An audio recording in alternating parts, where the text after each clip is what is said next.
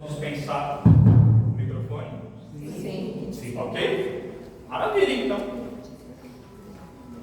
Eu acho que os slides ainda não estão aqui, mas eles já chegarão. Perdão aos inimigos. Oxe. Perdão aos inimigos. Mas esse tema de novo? Uma vez mais? Eu não aguento mais falar sobre isso. Eu não aguento mais ouvir a mesma história. Pois é, a mesma história. Mas vocês já perceberam uma coisa? Quanto mais a gente vê alguma coisa, quanto mais a gente ouve alguma coisa, depois de muito ouvir e muito ver, a gente já não ouve mais nada. A gente já não vê mais, nunca mais aquela coisa. É que nem marido e mulher. Já perceberam isso? Depois de um tempo, ele já não presta atenção nela, ela já não presta atenção nele. Por quê? Porque vê todo dia, né? E não aguenta mais. Às vezes as mesmas histórias. Estão indo, né? Oxi, eu sei como é. As mesmas reclamações, o mesmo comportamento e assim por diante. Analogamente com o perdão das ofensas, com o perdão aos inimigos. Nós ouvimos sempre essa história. E no entanto, parece que não prestamos mais atenção nisso. Porque ouvimos demais. Porque recebemos conselhos demais. E é como se já não precisássemos dar perdão. Não é? Ou é como se aquela pessoa não merecesse, então eu não tivesse que pensar nisso. Percebe? Pois bem. Então vamos lá. Essa palestra é uma palestra da USE, que é a União das Sociedades Espíritas, mais especialmente a União das Sociedades Espíritas da Distrital Penha, que conjuga alguns centros aqui na região da Matilde, São Miguel e Penha. Nós fazemos 4 ciclos de palestras por ano e a Casa Luísa de Abreu tem essa gentileza, essa grandeza e nobreza de sempre nos receber. Então, eu agradeço aqui publicamente a vocês. Muito obrigado. Eu sou o Alex Carleto, e hoje eu sou o vice-presidente da USE Distrital Penha. E o presidente é o Ricardo, talvez vocês o conheçam, não sei. Eu moro na frente. Oxi! Eu moro lá perto também, né? Temos algo em comum. Vamos lá então. Perdão aos inimigos. Perdoai as nossas ofensas, assim como perdoamos a quem nos tenha ofendido. Nós dizemos isso talvez todos os dias, não é? Não falei para vocês? Todo dia a gente já nem presta mais atenção. Mas há algo que causa estranhamento nessa sentença, nessa petição. O que é uma petição? É um pedido, não é? Mas não sabe que o torto é um martelo, mas eu também quero ter uma escudo, né? Porque é uma palavra que a guerra significa a defendência. A guerra significa? A defendência. A defendência. Pois é, porque às vezes dizemos com efeito que a melhor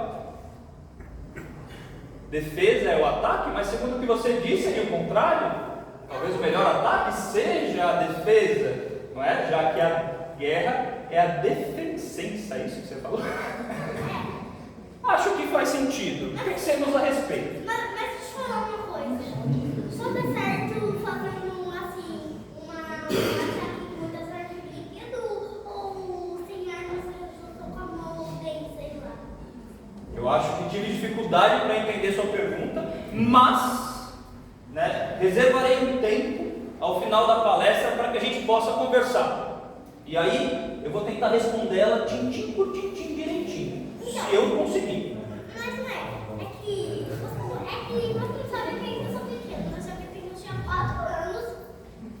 Então, sabe o que pra mim? É que eu era Vila Patriarca, meia rua, 900. Vamos lá. É como o tio disse, né? Eu vou me empenhar em tentar responder para você, né? Pode confiar em mim, né? Agora eu vou falar um pouquinho com todo mundo aqui, que eu tenho que dar esse conteúdo. E depois a gente volta a conversar, tá bom? Mas isso quer dizer que a guerra. Mas isso quer dizer que o problema é O tio vai continuar, tá bom? Vamos lá? Vamos lá então. Vamos lá então. Eu dizia, pessoal, que talvez haja algo estranho nessa frase que dizemos todos os dias. O quê? Ora, por que Deus tem de nos perdoar se Ele não se ofende?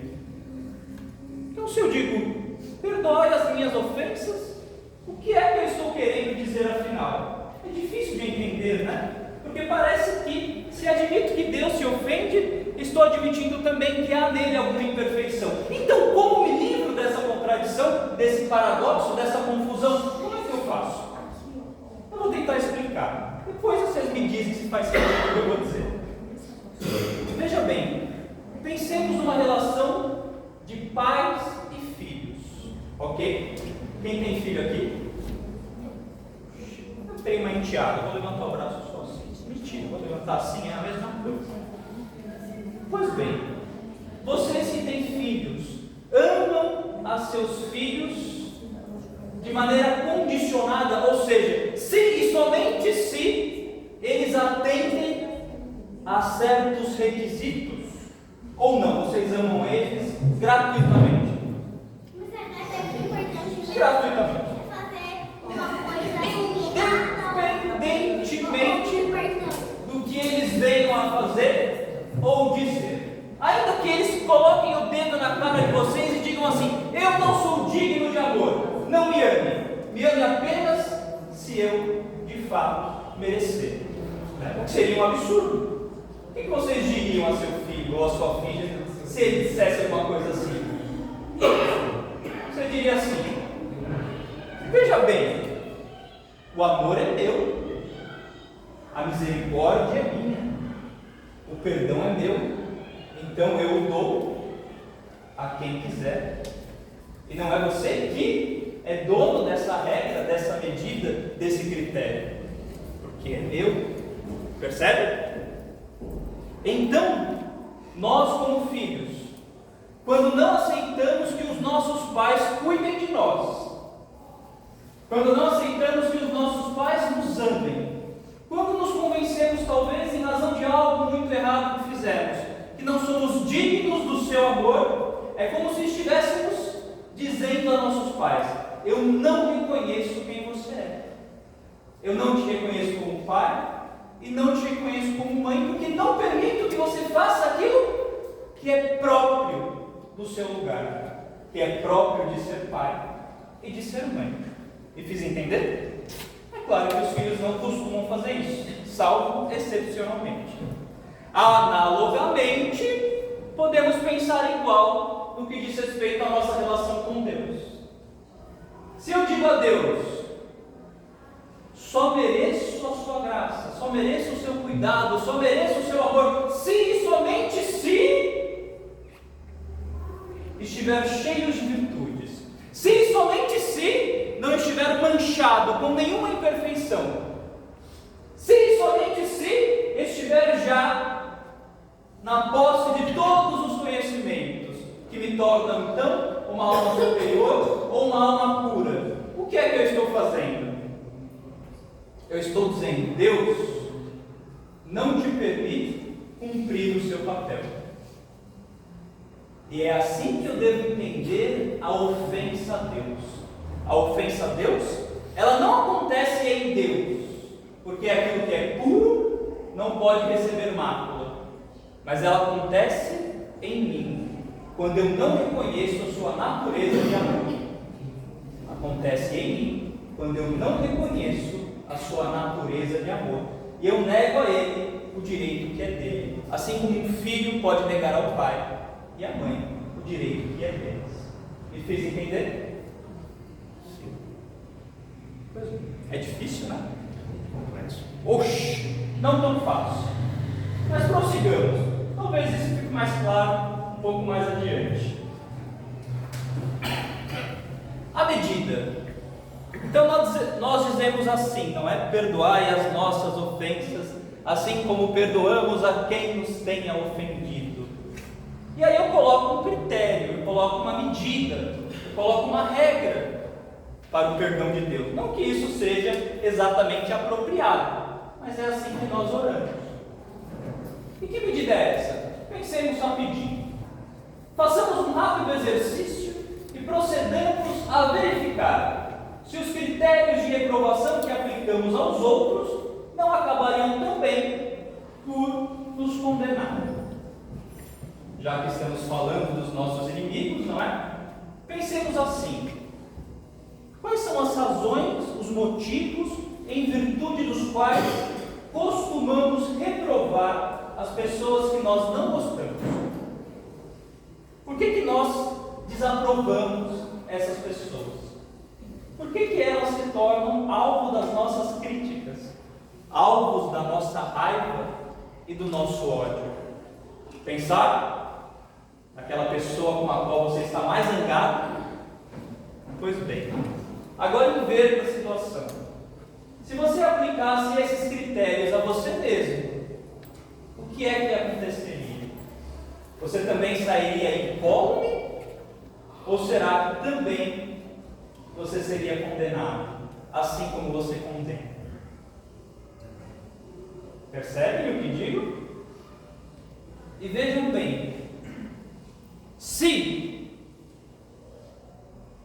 posso negar o perdão a uma pessoa, estou dizendo a ela: você não é digna do meu amor, você não é digna da minha atenção, você não é digna do meu cuidado, a não ser que você venha fazer assim ou assado.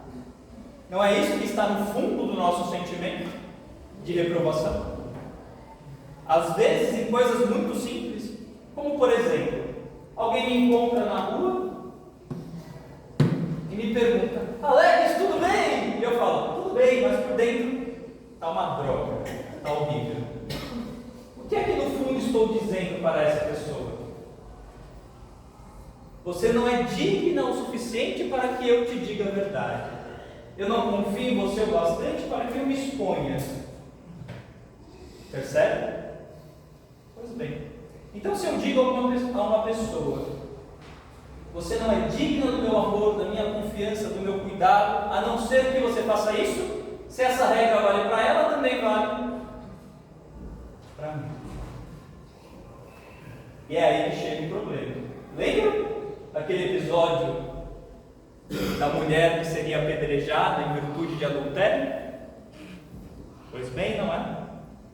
Atire a primeira pedra aquele que estiver sem pecado. E nenhuma ali ficou. Bom, eu não vou ler tudo isso, né? Mas eu vou contar essa história. Talvez vocês conheçam essa parábola. Ela é também conhecida como a parábola do mau servo. É mais ou menos assim. Cristo diz a Pedro que o reino dos céus é desta seguinte maneira: é como um rei que chamou os seus servos, né, para prestarem contas. E havia um deles que devia muitas moedas de prata. Então, porque devia muito, o rei decidiu que venderia a ele, a esposa, os filhos e todos os seus bens, para que ele pudesse então pagar a dívida.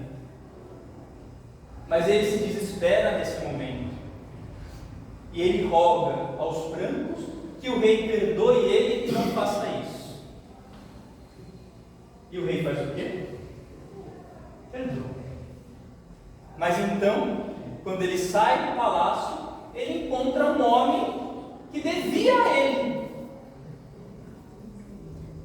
E aí ele se enfurece com esse homem e manda colocar ele na prisão, apesar de esse homem também rogar a ele, assim como ele havia rogado ao rei. As pessoas veem aquilo e, sabendo da história, se revoltam. Então vão até o rei contar o que aconteceu. O rei, sabendo então, chama o servo mau, e diz: se eu te perdoei, por que então você não pôde perdoar, né, aquele que te devia? Se o que ele te devia era muito menos do que aquilo que você me devia. Percebe? O que nós temos aí? A medida que nós usamos para decidir se merecemos ou não perdão é uma. E a medida que nós usamos para dizer se o outro merece ou não perdão é outra. Não faz sentido, não? Mas muitas vezes fazemos assim. Ou é só comigo? Acho que não. Perdoar aos inimigos é pedir perdão para si próprio. Isso está no Evangelho segundo o Espiritismo, capítulo 10. Bem-aventurados os misericordiosos, ou os que são misericordiosos.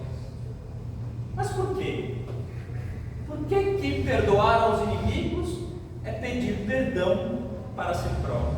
É simples. Oxe, para bom entendedor, meia palavra basta. Porque quando eu perdoo o meu inimigo, eu estou dizendo o quê? Sabe essa medida a partir da qual eu me tornei capaz de perdoá-lo?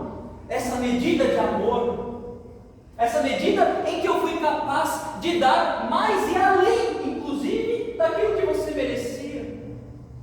Essa medida de perdão, quando eu te perdoo e utilizo essa medida, que passa então a orientar os meus atos, ela não vale só para você, ela também vale para mim.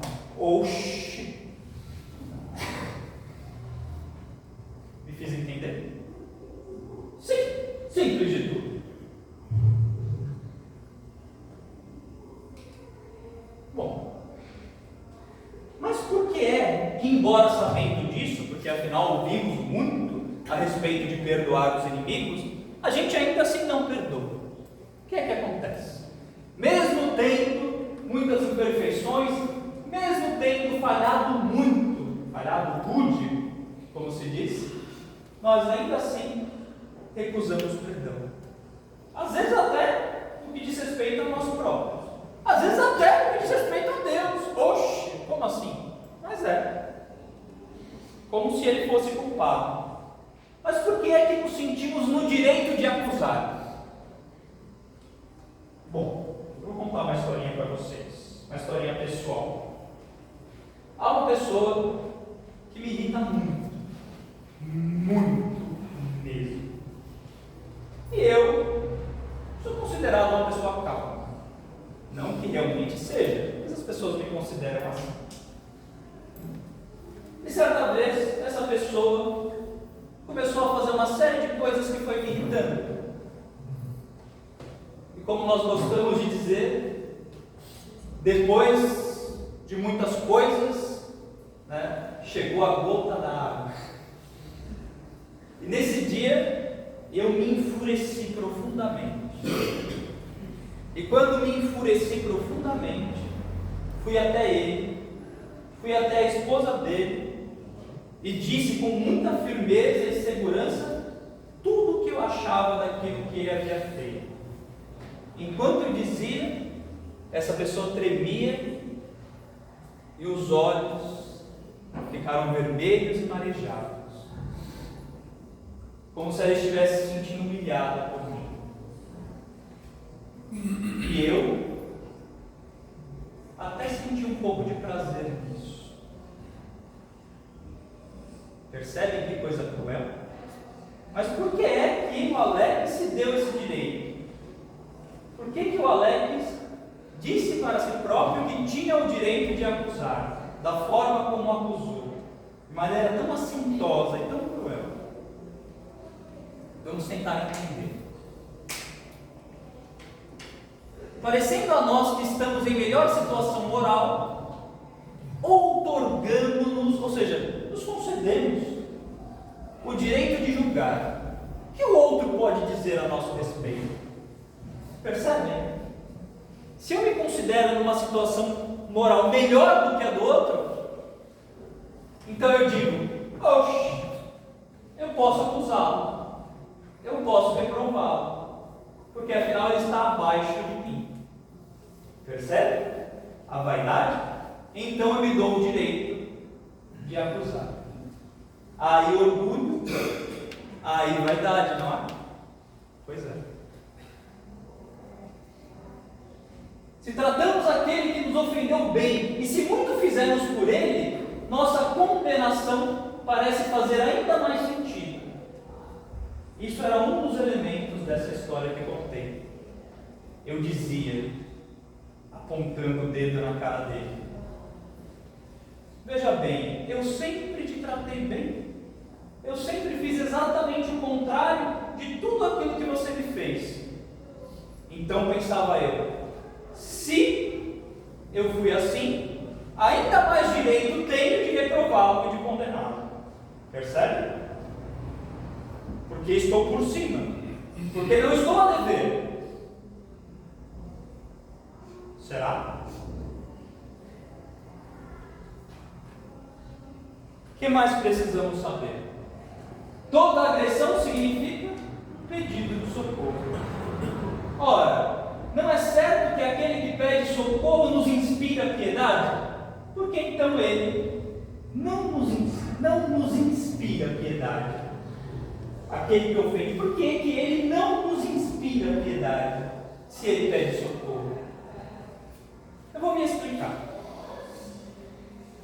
Suponhamos que eu esteja dando esta palestra e haja uma pessoa aqui pela qual eu vote uma sincera afeição e eu esteja querendo impressionar essa pessoa.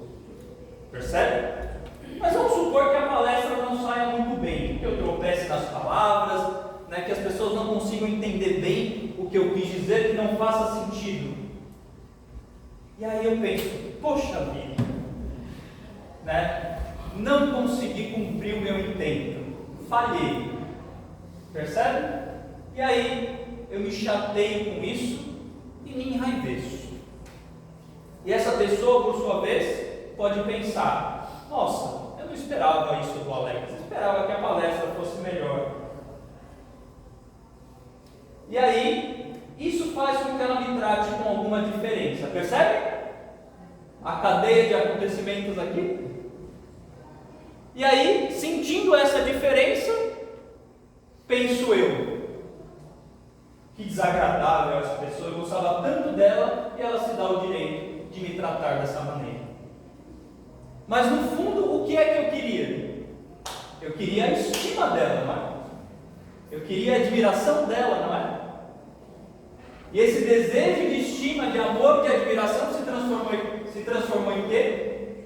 Em ódio e desprezo, porque eu não conseguia aquilo que gostaria. Eu dei esse exemplo, mas poderia ser, sei lá, uma pessoa que eu quero namorar, uma pessoa que eu gostaria de receber a graça de um emprego, uma concessão, um favor, uma atenção qualquer em relação a alguma coisa que eu faça ou produza. Entendem o pedido? Coloquem isso agora na vida de vocês. Toda agressão significa um pedido de socorro. Eu estou machucado, eu estou sofrendo, eu estou doído, eu estou doente. Olhe para mim, fique um pouco comigo, gaste um pouco da sua atenção e da sua energia, me dê um pouco da sua presença, compartilhe. Só que a gente não fala isso, porque a gente já está machucado. Se a gente disser isso, o que vai acontecer? A gente vai se sentir ainda mais humilhado. A mosca do cocô do cavalo. Então a gente não diz isso. Um casal, por exemplo, às vezes pensa assim um do outro: eu não vou implorar por amor, não é? É óbvio, isso é evidente. Eu não tenho que falar para ele, eu não tenho que falar para ela o que eu quero, não é? Às vezes, homem é muito ruim para perceber as coisas, em especial, Às vezes eu faço alguma coisa errada, aí eu percebo que a minha esposa está brava, mas eu não sei bem o que eu fiz de errado. Eu pergunto para ela: amor, está tudo bem?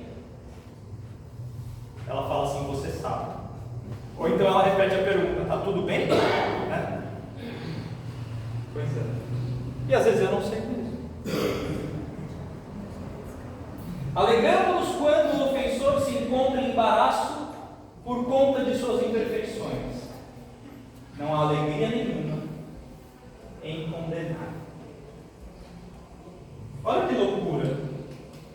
Além de tudo isso, às vezes quando aquele que nos ofendeu se encontra numa situação embaraçosa, difícil, a gente diz assim, yes. Não é verdade? Né? Bem feito. É isso que dá ser dessa forma, ser dessa maneira. Eu avisei.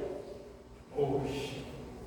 Eu me lembro em especial, e aí isso tem a ver também com essa coisa da medida, da nossa medida que se volta contra a gente, de dois ministros, né, das cortes supremas do nosso país, muitos anos atrás. Eu assisti um debate deles, e um deles falava assim para o outro: veja bem, fulano, isso que eu estou fazendo foi você mesmo que nos ensinou, né? E o outro se revoltava: não, mas agora você está aplicando de forma errada. Não, mas você não disse isso e aquilo, né? E você parece até feliz de estar condenando as pessoas. Olha só que interessante, duas coisas. A primeira delas: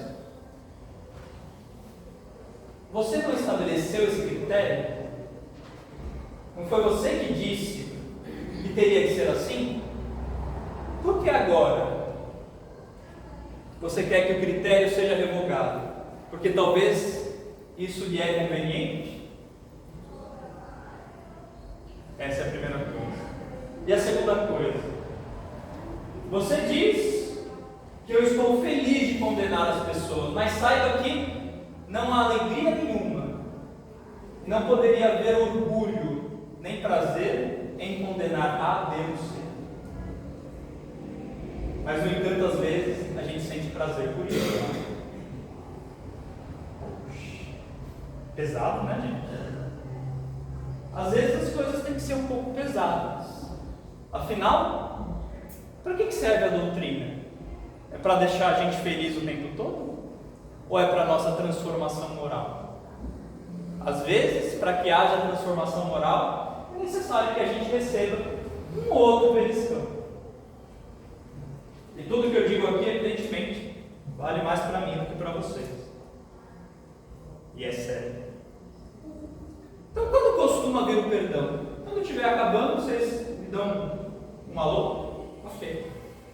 Então, quando costuma vir o perdão? Via de regra, somente nos tornamos sensíveis ao arrependimento daquilo que fomos capazes de fazer em virtude de ter negado o perdão, depois de a vingança já estar consumada. Já perceberam isso? A gente poderia se arrepender antes, né? Poderia abortar a vingança antes de ela acontecer. Não, eu não vou fazer isso. Mas normalmente a gente só se arrepende, a gente só desiste depois que já fez. E por quê? Arrepender-se depois da vingança é como descansar um pouco depois do prazer. Afinal, a vingança ativa dá trabalho e não deixa sossegar o espírito. Já perceberam isso? A gente vai lá e se vinga, deixa a coisa acontecer, humilha, distrata, enfim. E aí a gente começa a se sentir culpado. Começa a doer. O que eu fui fazer? A gente começa a ver os resultados daquilo que a gente fez. Às vezes, aqueles resultados, eles não caem só sobre nós, mas também caem sobre as pessoas que nós amamos, não é? E aí a gente se sente ainda mais culpado. Pois é. Este arrependimento, nós o empreendemos normalmente mais em nossa causa do que para o bem do ofendido. Ainda em nós permanece a convicção de que ele merecia a vingança, porque a medida da nossa justiça permanece exatamente a mesma. Ou seja, a medida não mudou. Eu continuo achando que ele merecia o que eu fiz com ele, que ele merecia a vingança. E se eu acho que ele merecia, eu acho que eu também uma falta análoga, mereço. Né? Que é o que nós estamos conversando aqui. Pois bem, mas vocês percebem que quando chega esse arrependimento tardio, normalmente eu estou mais interessado em mim do que naquele que eu ofendi? Outro dia eu estava ouvindo uma palestra e no final da palestra a pessoa perguntou assim, não um palestrante, uma pessoa que estava assistindo, e quando a gente pede perdão e a pessoa é indiferente? Oxe, a gente se ofende, não é? Pô, eu estou aqui me humilhando e a pessoa é indiferente ainda. Você não teve coragem de ofender? O que a nossa doutrina nos diz? Se você praticou um mal, você tem que ter coragem de sofrer as consequências do mal que você praticou. Se aquela pessoa não quer te perdoar, se ela está com o coração endurecido, se ela não compreende ainda o que você fez, se ela não aceita as suas razões, oxe, você tem que lidar com isso, não é? Você não perdoou ela e por isso você cometeu algum mal contra ela, você se vingou. E agora ela não consegue te perdoar em virtude do que você fez, mas você se ofende. Você ofendeu e agora você se ofende. Você percebe que você abusou dela e agora você está abusando de novo? Você está pensando em você. Você está dizendo assim, ó, eu quero me desembaraçar do que fiz, da culpa do que eu fiz. Me livra disso, me tira esse peso.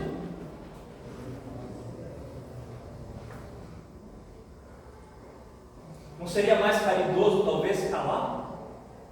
Sabendo que a pessoa não está pronta para o perdão? Guardar aquilo consigo, caridosamente, amorosamente. Às vezes as coisas são anti-intuitivas. Não é bem da forma como a gente pensa que é. Poxa, gente, como vocês são quietinhos. Quiser falar, quiser perguntar, pode perguntar. O perdão como injustiça. Isso é interessante. Como assim o perdão é uma injustiça? É uma injustiça a depender do critério de justiça. Normalmente, qual que é o nosso critério de justiça? Fez? Tem que pagar. Nosso critério é esse, não é? Tomou, levou. Tem nada de graça aqui não. Pois bem, esses trechinhos aqui eu tirei de um livro chamado Exclusão e Abraço, né? De um pensador chamado Miroslav Volf.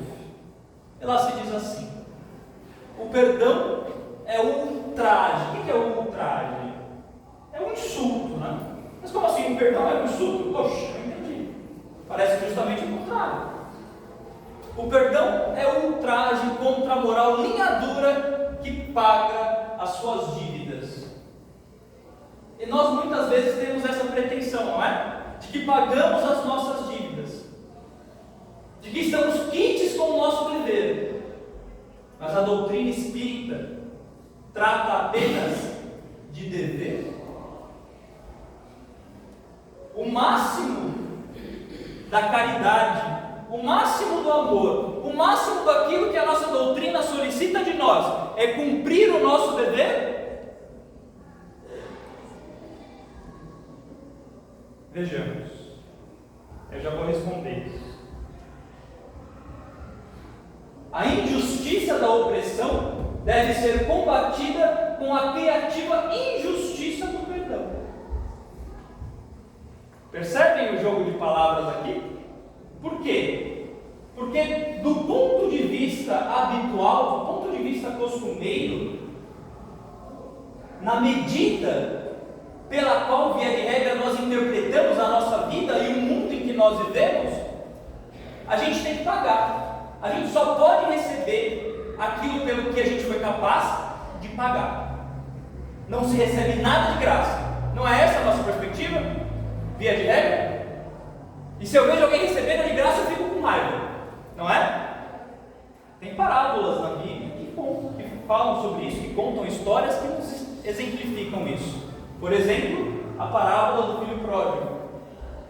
Lembra? O filho fez tudo o que fez. Quando ele voltou, o pai corre até ele, né? Veste ele, calça ele, mata um novilho cevado e faz uma festa. E o irmão ficou sempre com o pai ficar com raiva. Lembraram? Pois é. Tem aquela outra parábola dos trabalhadores da última hora. Você recorda? Né? Então o senhor da vinha vai, né? Chama os trabalhadores, né? Mais ou menos no início do dia. Depois ele vai chamar mais alguns, mas já é mais tarde. Depois ele vai chamar mais outros. E na hora de pagar todo mundo, o que ele faz? Ele paga igual para todo mundo. E aqueles que chegaram antes ficam bravos. Como assim? Como assim? Não é justo, eu cheguei antes. E o que é que o Senhor da vinha, que representa Deus, diz? Acaso o seu olho é mau porque eu sou bom? Lembra? O amor é meu, a misericórdia é minha, a caridade é minha, eu dou ela a quem eu quiser, quanto eu quiser. Alex, mas não é cada um segundo suas obras? Não estou entendendo, explica direito isso para mim. Tá bom. Na estrutura da rigorosa justiça reparadora, nenhuma reconciliação é possível. Pelo contrário, na estrutura da rigorosa justiça reparadora, que é a nossa regra mundana, a nossa regra habitual, nenhuma reconciliação é possível, porque eu tenho que pagar, não é? Pelo contrário, a busca dessa justiça aprofundará o conflito e restaurará a compulsão pelos atos perversos. Daí a necessidade de perdão. E sabe por quê, gente? Que essa justiça não tem que pagar. Né? Fez, tem que levar. Sabe por quê? Porque talvez nós nunca somos realmente capazes de pagar tudo o que a gente recebe e de pagar por tudo aquilo que a gente fez. Pensem vocês de todo o peso das suas decisões, de todas as encarnações que vocês tiveram, perdão. Se todo esse peso estivesse sobre vocês agora, como seria? Seria difícil, né? Seria triste.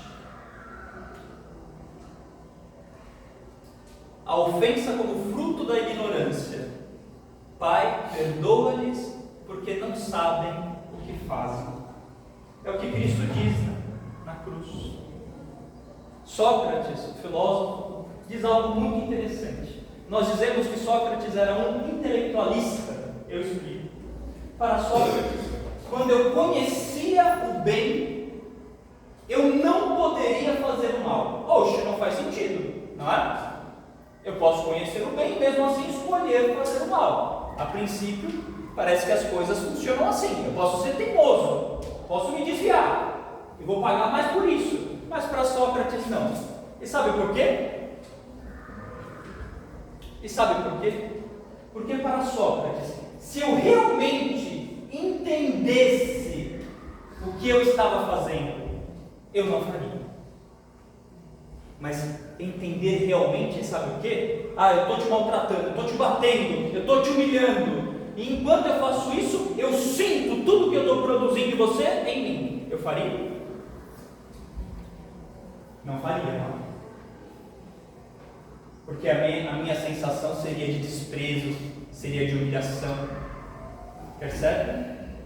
Então, para Sócrates, se eu conheço o bem, não dá para não fazer o bem. Mas é conhecer profundamente, não é conhecer só pelas palavras.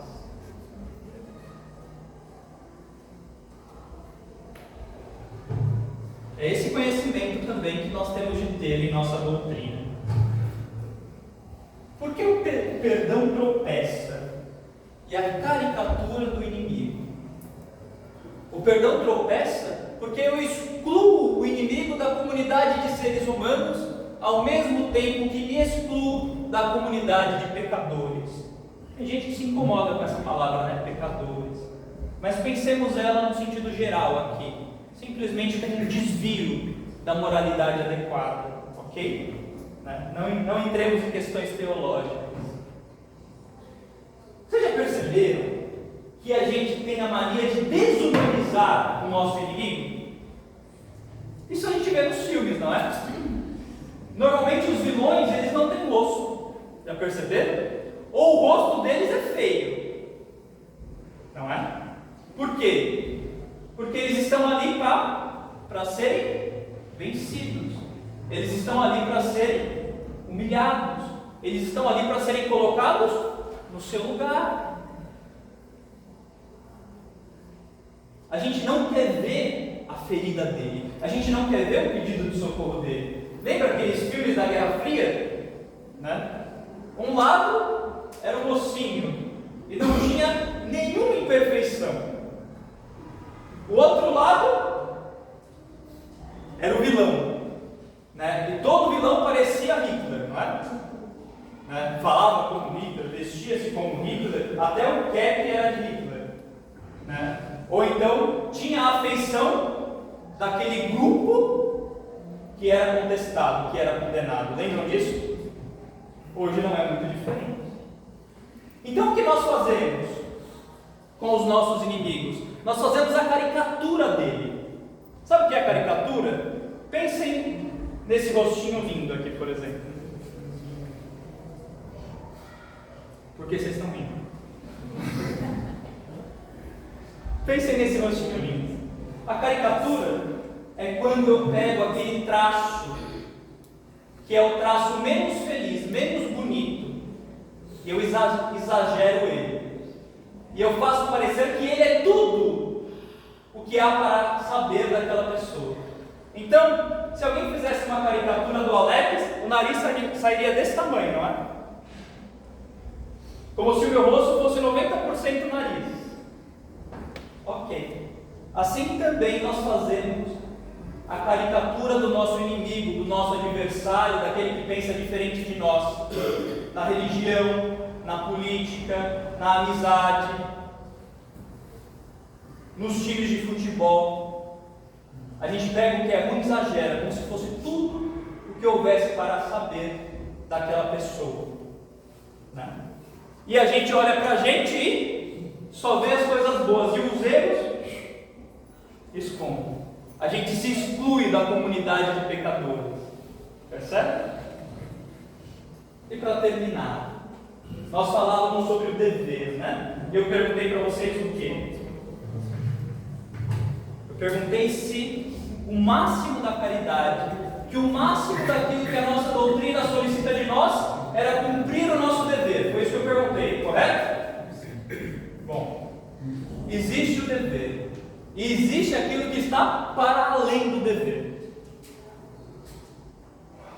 É isso que a nossa doutrina quer de nós. O que está para além do dever. Porque se eu cumpro o meu dever, muito bem, parabéns. Estou livre de embaraços, não devo para ninguém, não é? Mas eu posso fazer mais do que isso. Outro dia eu fui a um restaurante, né? E um rapaz fez uma sobrecoxa maravilhosa, sabe, crocante, suculenta, meu Deus do céu. E aí no final eu falei, Raí, que é o Raimundo, eu chamo ele de Raí. Essa sobrecoxa estava especial, você se superou. Ele olhou para mim e disse assim, a gente fica feliz quando sente cumprir o nosso dever. Eu olhei para ele e falei, não, você não cumpriu o seu dever. Porque se você tivesse feito ela muito menos gostosa, se você tivesse feito ela mais ou menos, eu teria comido ela da mesma maneira, teria pago por ela da mesma maneira, e eu voltaria aqui amanhã e depois da mesma maneira, né? Mas esse momento se tornou especial porque você fez muito além daquilo que você deveria ter feito. Pois bem, então, a alma orgulhosa quer sempre pagar pelas suas necessidades e toma esta atitude a título de virtude. Eu não devo para ninguém, eu pago. Possa ela lembrar, no entanto, quantas na solidão angustiosa, ou na culpa, perdão, eu pulei aqui, quanta vez na solidão angustiosa esperou pela amizade que não cultivou? Quantas vezes na solidão você quis o abraço, o telefonema, a presença que você não cultivou? Ou muito pelo contrário. Ou na culpa pungente, pelo perdão que não merecia. Você se sente culpado e espera pelo perdão, mas você não merece. No desejo, pela sorte, pelo favor. Você deseja, não merece, mas você espera que a sorte te favoreça. Cada vez que você faz uma fezinha lá na Mega Sena, não é? Pelo favor de alguém, pela concessão, por um emprego, por um presente, por um carinho. Na doença, pelo cuidado e abnegação. No ridículo a que se expôs, pela piedade e empatia. Na inépcia, ou seja, na falta de capacidade de inteligência, ou na inércia dos enganos, pela paciência. Quanta vez nós recebemos aquilo que nós não merecemos, aquilo pelo que nós não fomos capazes de pagar. Mas quantas almas de nobreza, de grandeza espiritual não se permitem fazer isso por nós? Quantas? Sabe aquele perdão que você não quer dar? Sabe aquela ofensa que te dói profundamente? Porque a pessoa que te ofendeu não merece o perdão? Lembre de todas as coisas que você recebeu de graça e pense como a sua vida, a sua existência seria sem esses favores, sem essas gentilezas, sem essas abnegações. Pensa nisso. Bernard Palissy, esse é o último slide. Bernard Palissy foi um oleiro renascentista. Tem uma comunicação dele na revista Espírita. Ele habita Júpiter e é um espírito superior. A certa altura da comunicação, de muitas perguntas, Kardec quer saber se existem outros espíritos que tiveram grandes missões na Terra e hoje habitam Júpiter. Kardec está curioso. E aí Bernard Palissy responde simplesmente assim: São Luís. Lacônico.